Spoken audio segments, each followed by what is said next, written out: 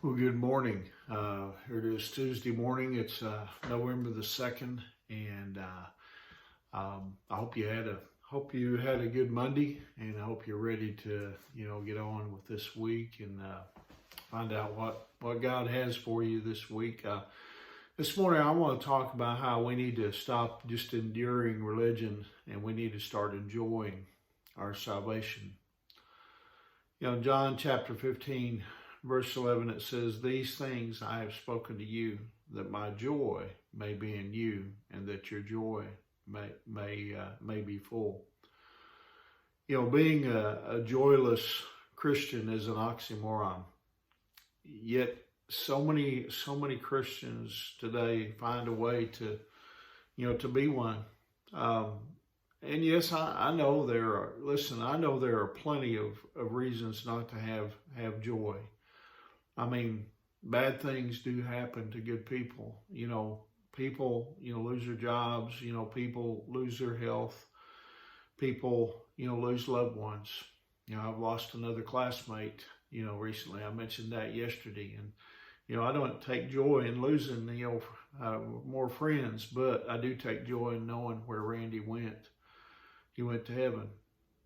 But please know that I'm not minimizing these things at all. I'm not, because there are things in life that can and should make us feel sad. All right.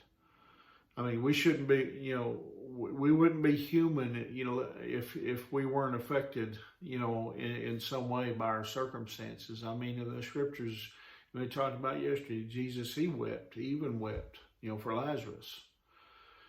But see, that's the thing.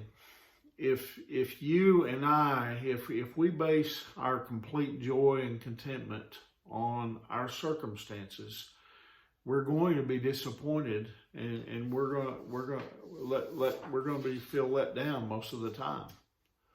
And see, that's why it's so important, that we don't base our happiness, on what's going on around us.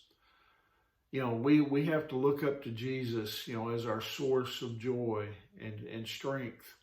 We have to. That's the only way to keep our joy when the smile has left our face, because we're living in a tough world. And not only that, but there's something irresistible about someone who radiates joy. Someone who can feel pain and sadness, but also someone who's not utterly devastated when bad things happen to them. So today, I want to give you an assignment.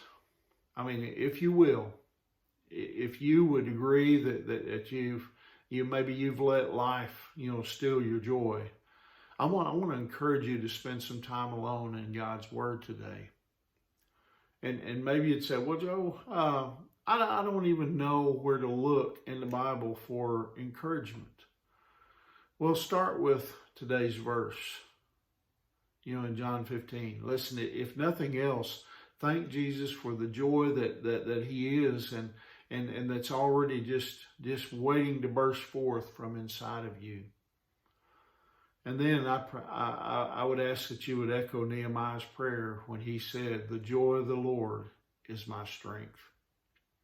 I mean, ask God that you would allow his joy to be your strength and your encouragement today. I mean, not on how much money maybe that you make, or what kind of car you drive, or what your reputation is, or whatever the circumstances is that may be dictating your attitude. Ask God for his joy to be your strength, and ask him today. Don't delay that, because I think it's important that we as Christians, we live in the joy that God has given us, and we can find joy even in tough circumstances, and we can look into his Word and find that. I hope that encourages you today. I hope that you will show the joy of the Lord and the strength that he gives us today, so that someone else can see that and wonder what it is that makes us different, because we are to be different in this world as believers. Anyway, remember, Angie and I, we love you guys, and we're praying for you. And again, Lord willing, we'll see you tomorrow morning. God bless you.